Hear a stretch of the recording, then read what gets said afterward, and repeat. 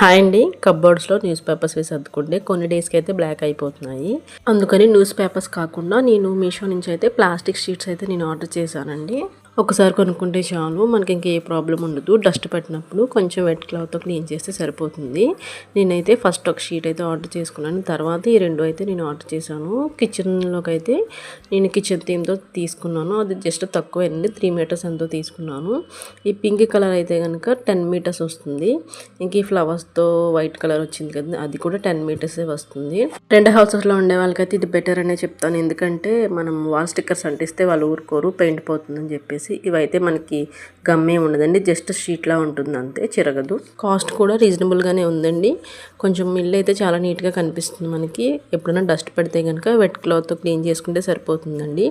Sheet అనేది వెడల్పు కూడా బాగానే ఉందండి. నాకు కప్‌బోర్డ్స్ కంటే కొంచెం షీట్ ఎక్కువే వచ్చిందండి. అందుకని నేను ఫోల్డ్ చేసి అయితే నేను పెట్టుకున్నాను, కట్ చేయడం ఎందుకని చెప్పేసి. లింక్స్ కావాలంటే నన్ను ఫాలో చేసి లింక్ అని కామెంట్ చేయండి. Thank you for watching. Bye.